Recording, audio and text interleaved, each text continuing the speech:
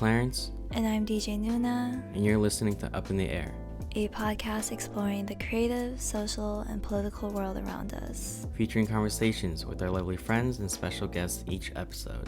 Stay up in the air and come float with us. Hello, everyone. Thank you so much for tuning in. Today we have a lovely guest. We have Elliqa, also known as Clothes and Bits on YouTube. Elliqa is a digital creator focusing on fashion, streetwear, lifestyle, and more recently, DJing and music. She started a Twitch collective with some friends called On The Loop that hosts various DJs on live stream. And I have personally been a big fan for several years, just been watching her YouTube and her content. But yeah, thank you for joining us. How are you doing today? Yeah, wow, thanks for the intro. Yeah, I'm doing good.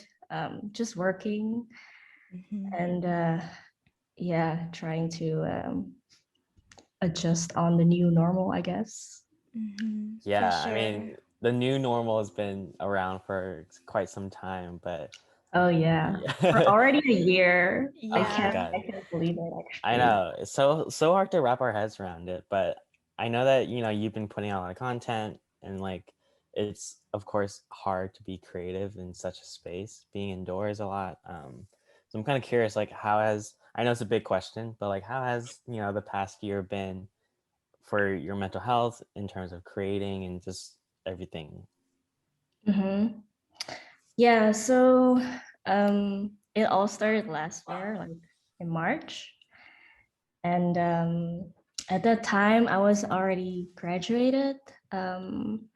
And I was planning on doing like a sort of gap year to just explore what I like to do and stuff. And I decided to do like YouTube, sort of like full time. And I think I was also DJing at the time. And yeah, then lockdown started. And then I was like, okay, what do I do now? Especially with DJing, because everything happens in clubs and stuff. And yeah, so for YouTube, everything I could still do because it's like online. But I also had like, okay, why am I making outfits even though everyone is sitting at home and stuff? And yeah, so I think in the first 2 or 3 months, I really had to get used to it.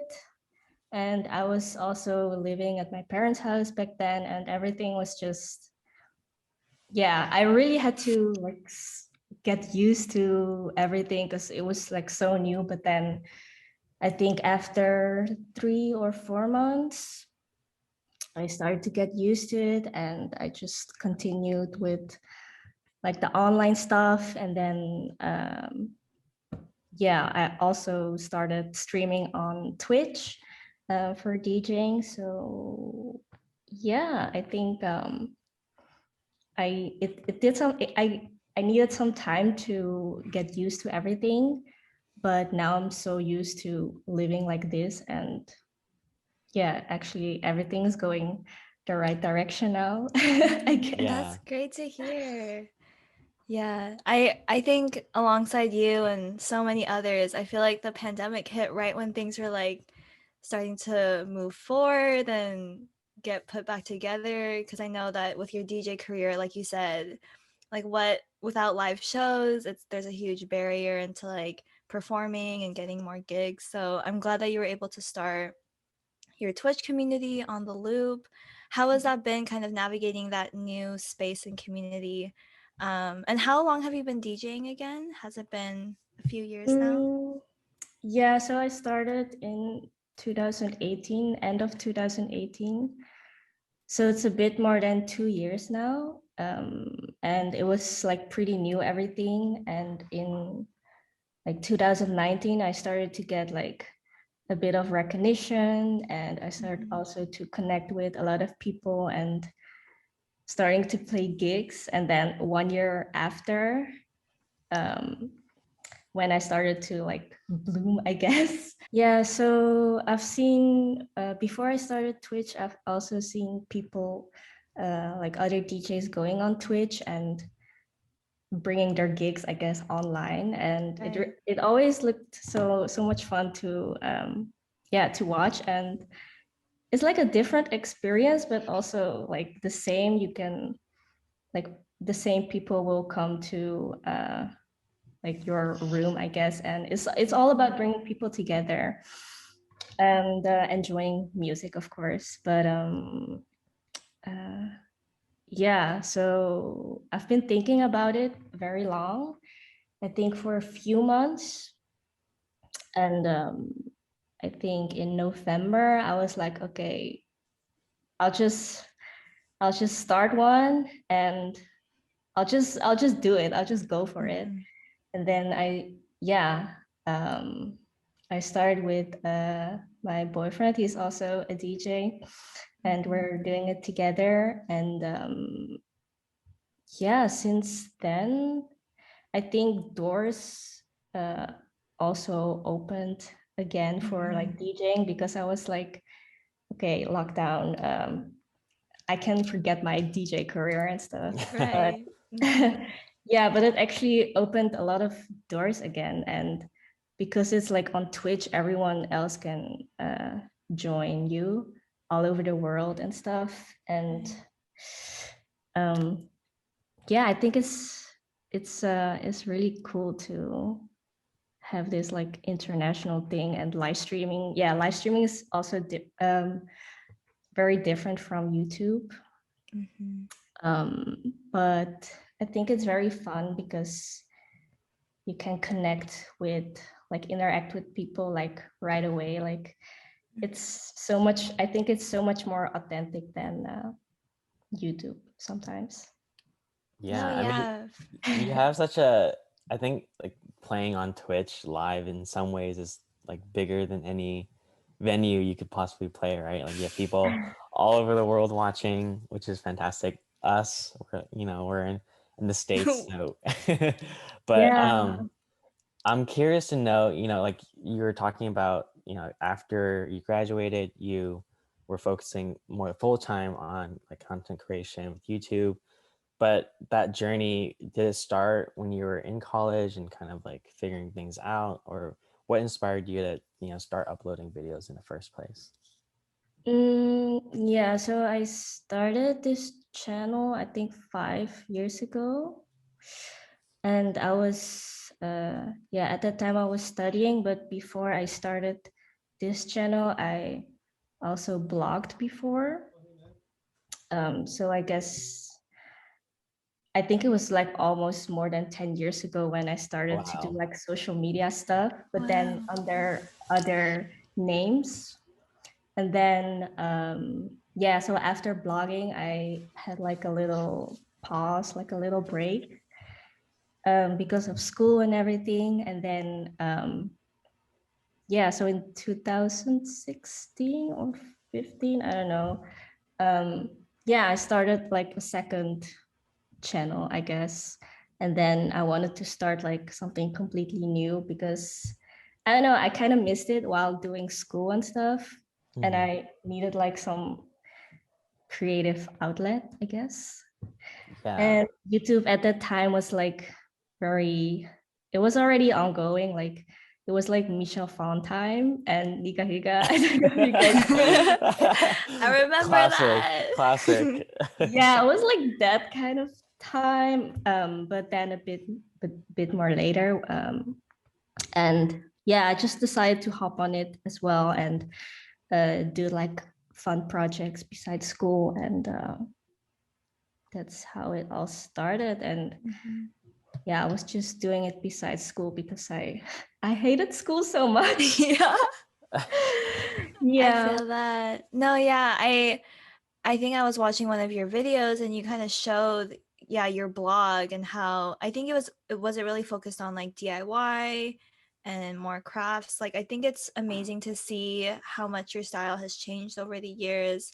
And also like your style and structure of your YouTube, I think is really unique to your channel. But how would you say that I kind of mentioned the DIY, but how would you say your style during like the duration of your content creation career, like how has it changed over the years? And maybe like why, like did your inspiration change or your environment? Yeah.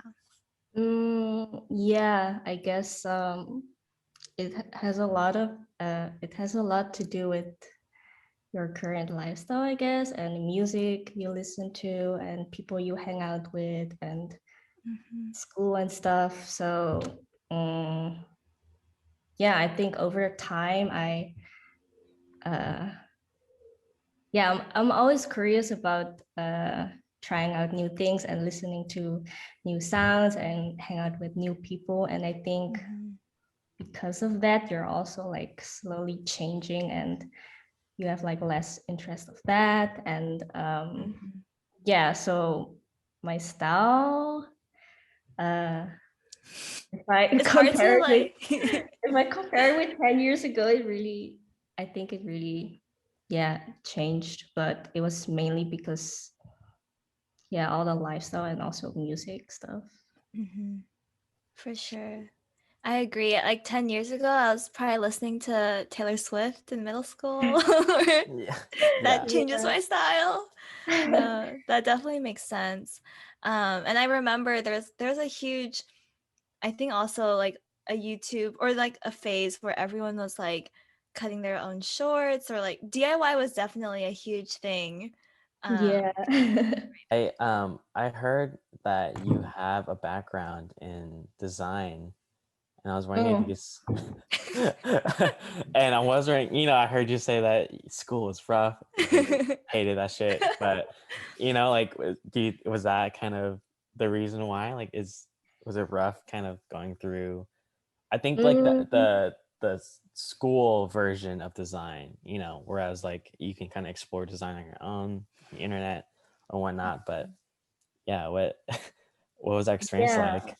Well, before I started like YouTube and stuff, I was like, oh, this sounds interesting because it's like creative and I think I need to do something creative because I enjoy doing that. And then I heard about UX design and websites and stuff, and I was like, oh, this sounds great. I can imagine doing that after I graduate and having a job in that and stuff. But yeah, I think because of YouTube, I got really distracted, I think, because I think I was enjoying that more over designing. It's not that I hate like designing and stuff, but yeah, because of YouTube, it really opened my eyes, I think, to see like, oh, I can also like earn money from doing what I really like. And I think, yeah, so that happened during my studies, and I think I went like the wrong, well, not the wrong, but I think like the other direction. Yeah.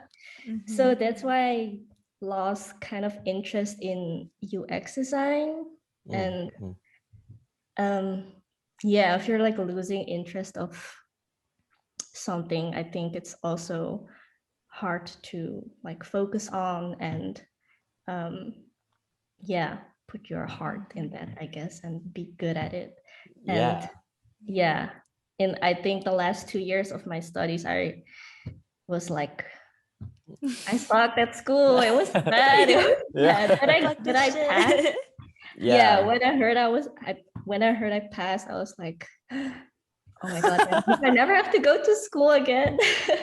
Yeah, that's funny you mentioned that because like Jubilee and I are both design students, and we're also in our last, like we're graduating this spring.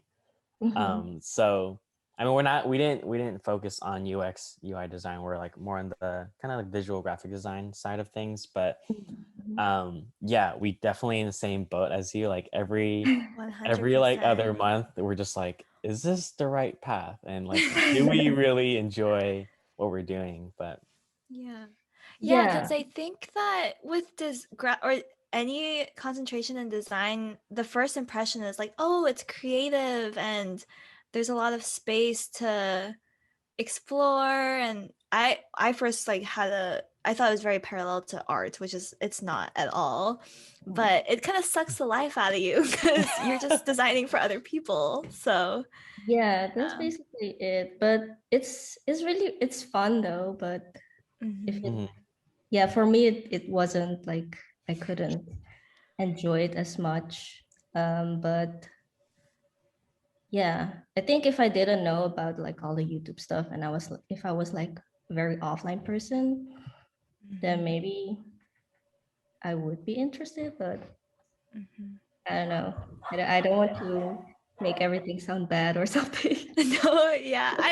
I remember seeing a TikTok and this girl was like yelling at the camera. She's like, "Why did I choose UX design to be my passion?" Like, because it is really, I would say UX design is a lot more, I don't want to say tedious because I think all design in some way is tedious, but if you're just fixing little buttons and that can get repetitive. But I'm curious if your design background had a heavy influence on like your YouTube videos and the branding for On the Loop, because I think that there's a really strong craft and nice visual like branding to it.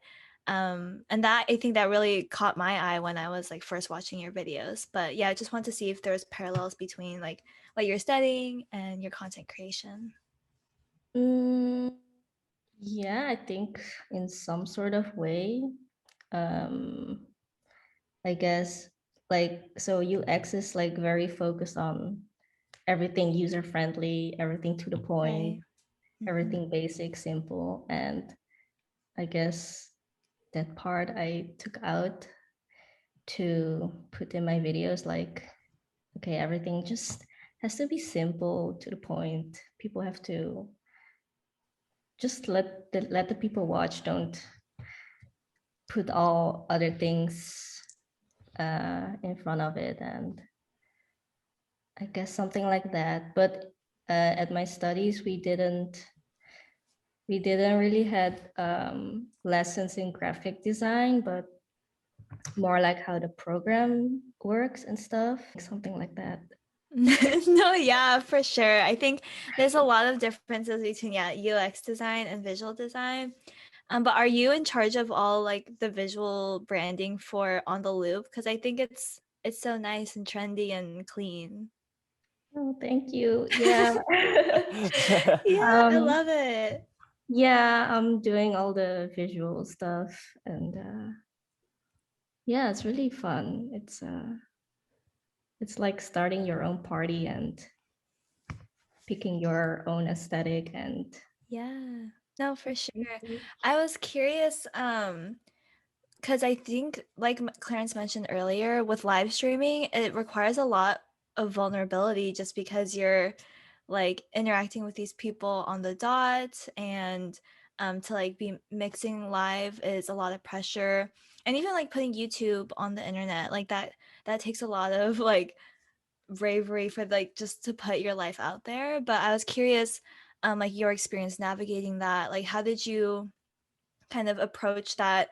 Like, oh, I'm going to start just like putting my content out there for everyone to see. Because I think for me and Clarence as designers, like sometimes it's definitely been a process for us to like put out our work and to show it to other people. But I'm curious if that's changed for you over the years.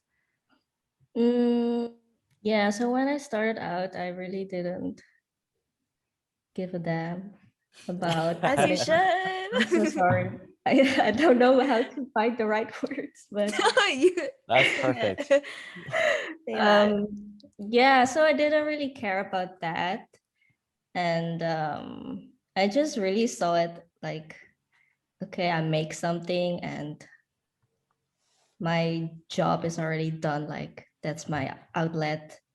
Um, it's like, okay, just put it online and work on the next thing, something like that. So at first I was like, yeah, didn't really care about it. But I think as you get older, you're like, oh, maybe what do they think about my stuff? And uh, yeah, I don't know. I still have the same like thought, like, okay, I don't care about what people think. It's just Mhm.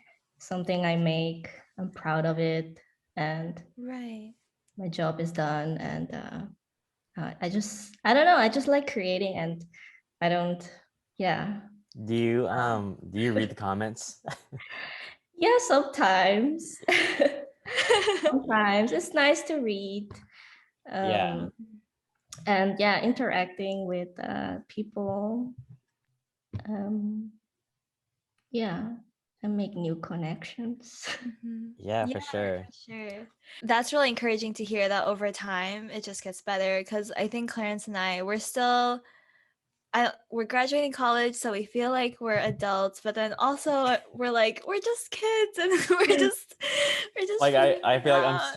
I'm still constantly searching for that validation, you know? Mhm. I'm like Oh yeah.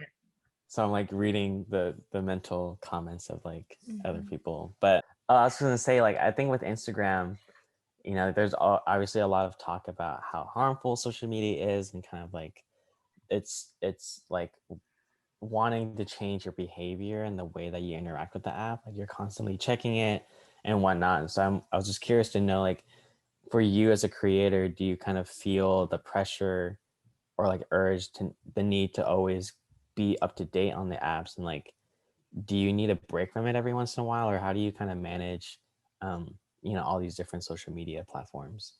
Yeah, for sure. There's a pressure for sure, but I think I I trained myself in like not posting every day or just whenever I want to, Mm-hmm.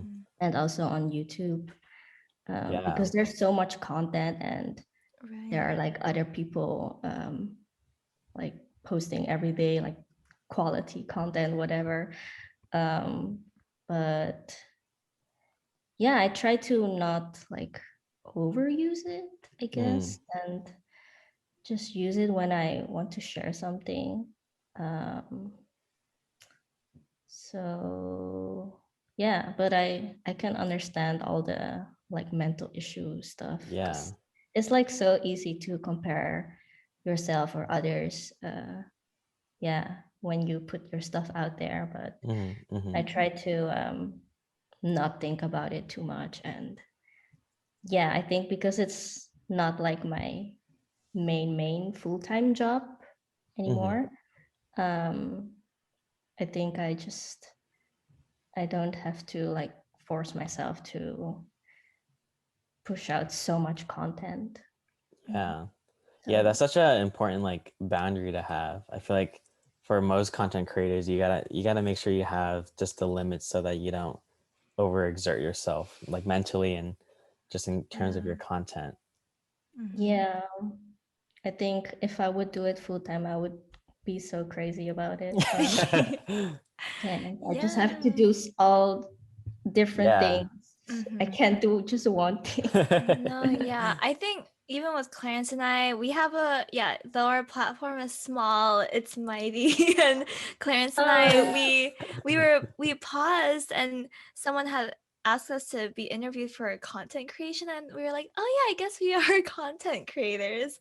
Yeah. But yeah, we realized that at a certain point, we asked ourselves like, oh, are we just putting out content just to put out content, like to like abide by a schedule? And we were feeling that pressure, and then it kind of took a lot of joy out of it, because we were like so stressed to put like one episode a week. So we kind of took a step back. Now we're uploading bi-weekly, just because we want to be really intentional with the content. We want it to still be fun, because when you combine like things that you do for fun with work, it can get kind of messy, and I feel like it can sometimes change the experience. But like, how do you usually approach like burnout or a creative block? Because I know that can happen with like elongated periods of like making things or creating things.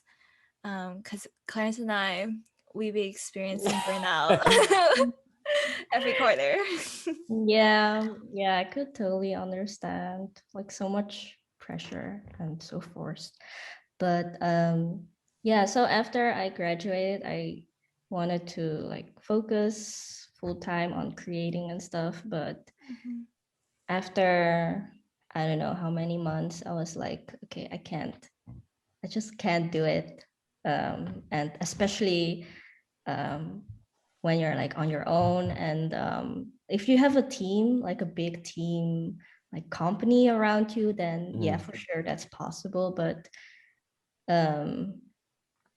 yeah, just it's like you're the only creator, and I was like, yeah, no, I need to do other things as well, and just keep it as a hobby and like just a side job, to still enjoy it, and yeah, don't put like a lot of pressure in it. So I think that's where I started to notice, like, okay,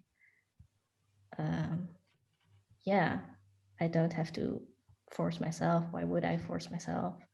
And now, yeah, if you don't force yourself, I think it's so much easier to create, and you're not forcing to create, if that's Right. Definitely. Yeah, I mean, I think a lot of times, like when people kind of make their passions their career, it kind of, like when money is involved or these other elements, like it kind of switches your sort of perception of what that is, like what their passion is. It's no longer just for fun. It's like for fun, but also your well-being, like, what I mean, like making money off of it. But just to switch gears a little bit, I'm interested to learn more about like DJing and sort of like the musical influences that have sort of guided your style as a DJ. But what are some like types of genres or musicians that you grew up on that you think maybe is influencing a lot of the sound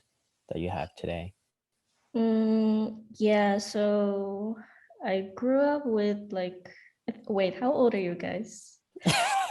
Take a guess. I think like we're the same age, like I'm 23.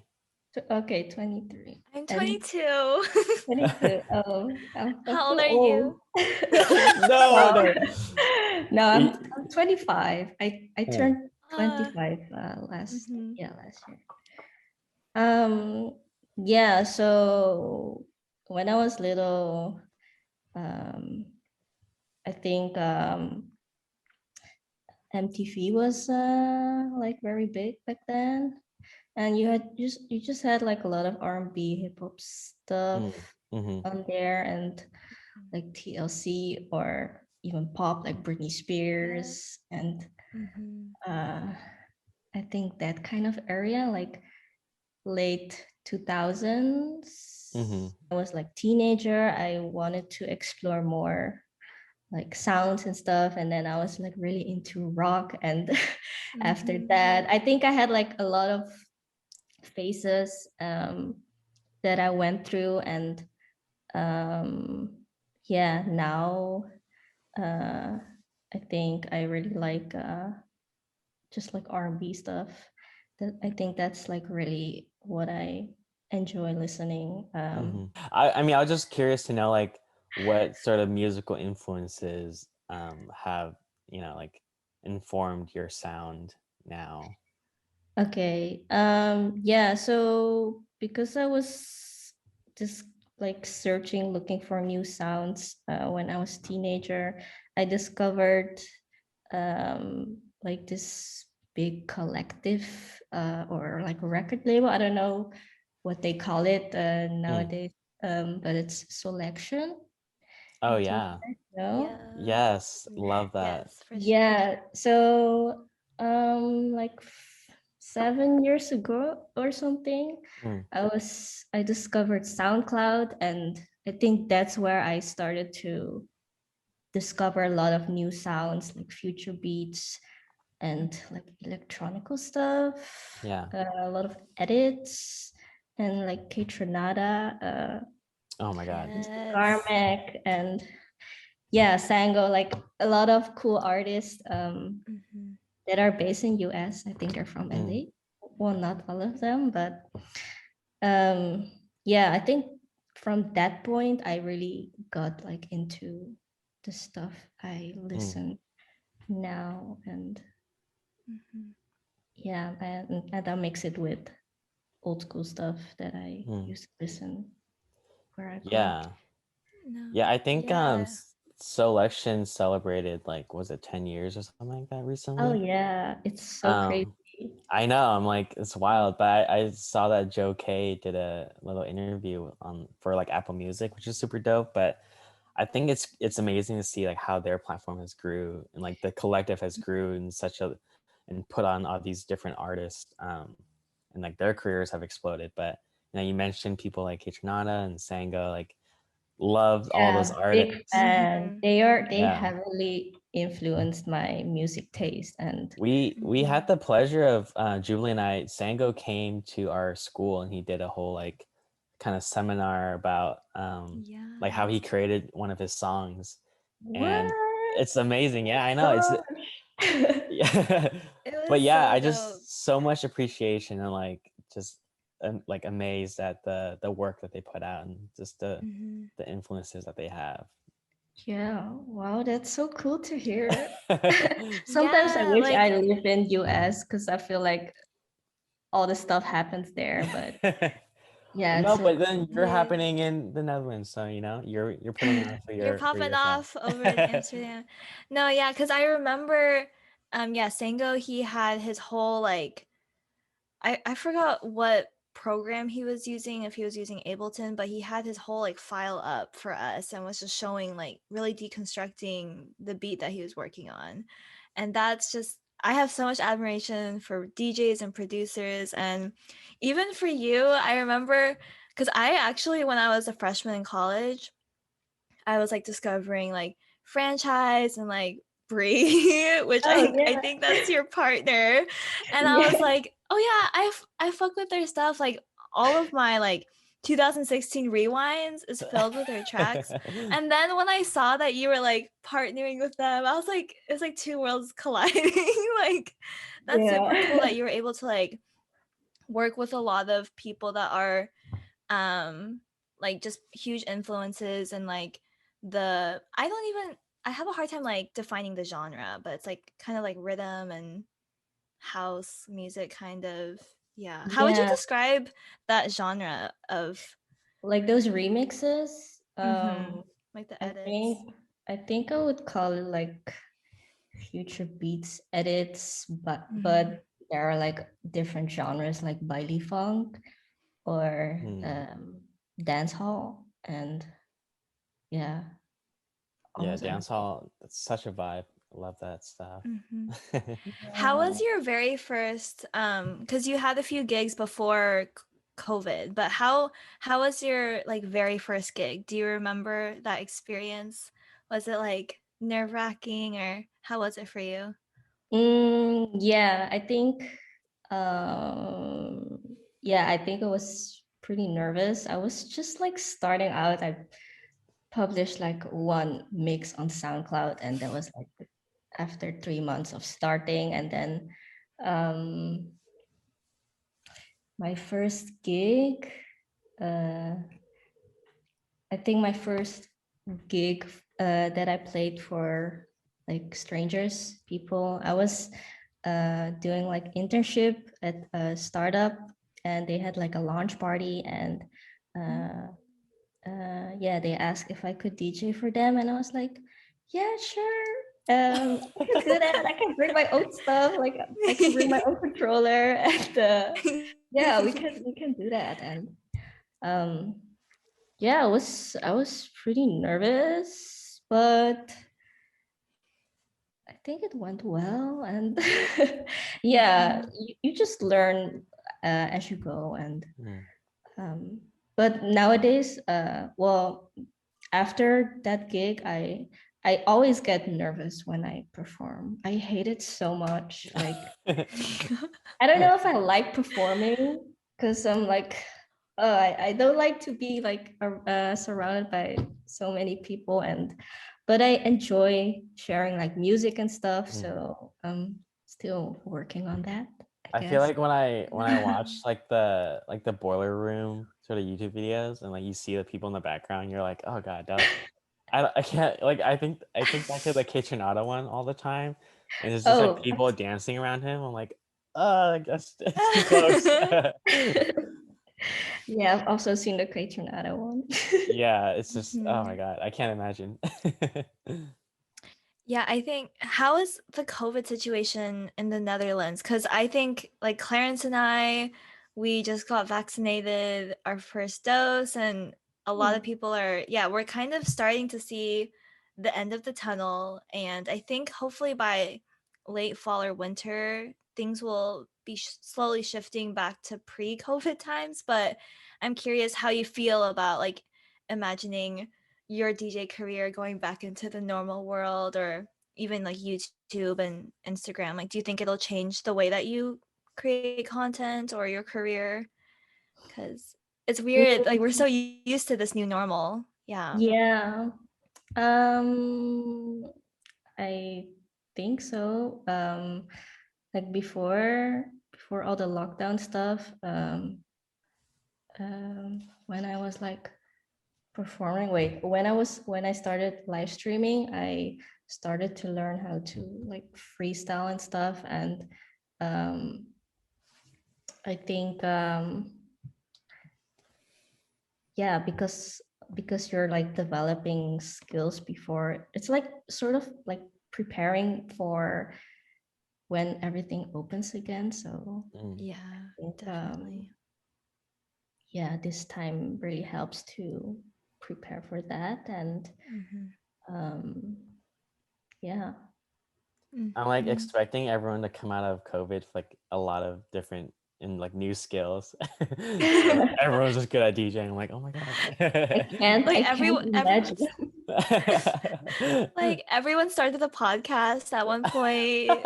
Everyone started like some Instagram dedicated to a different hobby. I feel like. Yeah. Yeah, Um, but I think it's also nice to Hmm. have like this thing, because if COVID never happened, I also never started streaming and meeting other cool right. people, Mhm. and yeah, connecting to people. Hmm. Mhm. Yeah. No, definitely. So as a creator who's been doing this for, some time, and you have a, a good following, what kind of advice would you give for someone who wants to start out now? Like whether it be streaming or, creating vlogs on YouTube or even just DJing, being Mhm. creative in general, like what's one piece of advice you would give?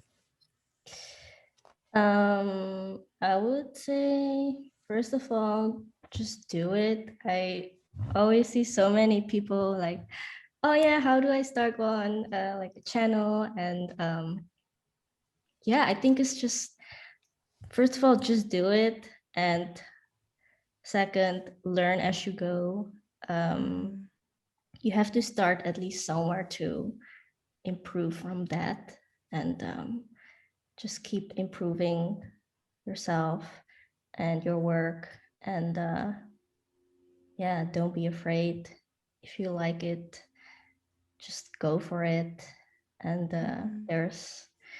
there's always room uh, for you in this I world. love that. That's beautiful. Definitely. Beautifully said. I needed to hear that. No, it definitely, it's just the first step that's the scariest, like uploading the first thing or posting the first thing. Hmm. Yeah, And for I sure. think, yeah, I think we, like Clarence and I definitely learned this in design, but in our other interests as well. Like, whichever hobby or interest you're working on, like it's always going to be a work in progress. Like there's always something to learn, and there's nothing wrong with sharing that progress over time with people. Like people love to see growth and love to see the Yeah, process. exactly. We are wrapping up on time. Before before we ended, before we go into our songs of the week, I was just telling my friends about having you on as a guest, and I was thrift shopping the other day, and I found these Nike Technos for like $12, and I remember because I forgot about that shoe, but I realized that when I first started watching you, I remember you would sport those shoes a lot. And I was like, oh my gosh, I really want to find a pair, but I couldn't ever find a pair in like my size, like size Mhm. 5. But I was just so happy that I copped those shoes like 5 years later during at Yeah, Goodwill. I still wear Yeah. them. They're so comfortable. They're so comfy and they really go with every outfit, I feel Yeah, like. for But sure. Wow. they're Full, wait, what's full your circle favorite moment. shoe? Well, Yeah, for what's your me, favorite shoe? I think what I have now, I think the Air Jordan 4, Mm. off-white, the sale ones, the Oh cream. yeah, those are really nice. Yeah, but that's also the last pair I bought. It was like last year. I'm not really Oh yeah. like super into sneakers anymore, but yeah, Yeah, I that's mean, I think those are like a really good pair to go with a lot of different outfits too. Like oh the more yeah. neutral colors.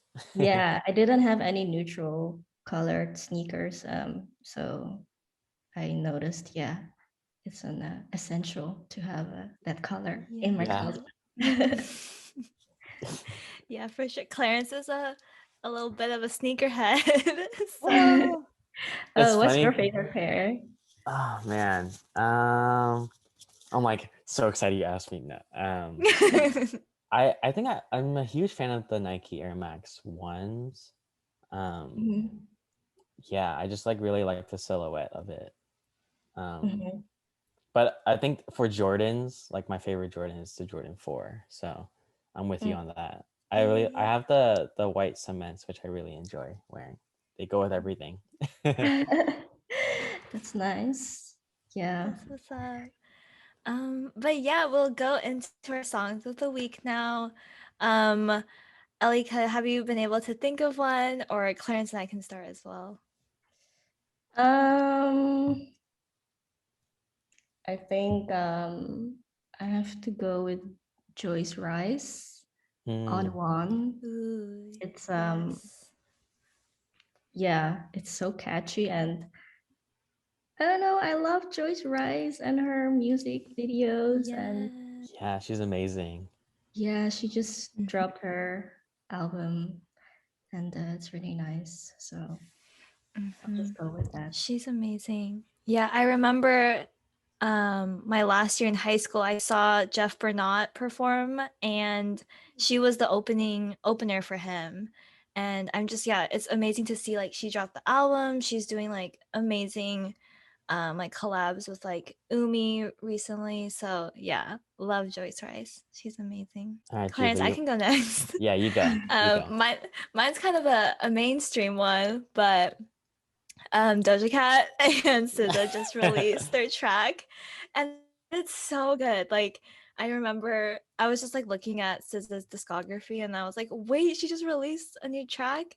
And I think I'm just so excited for this summer because we can like there were so many good releases last summer, and then this summer, like it's about to be fun. So that's It's my about song of the week. you wanted to say it's gonna be a hot girl summer. I know. I know. Shock Girl Yeah. Summer. No. Yeah.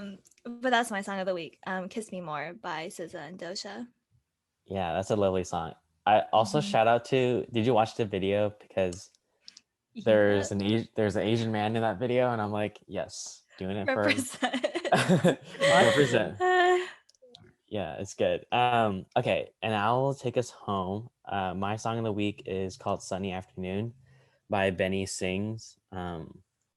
Just like a very, it's been sunny in Seattle where we are recently, so I just kind of threw on that. It's like that nice driving in your car, going wherever type of vibe. So yeah, Mhm. but Love that.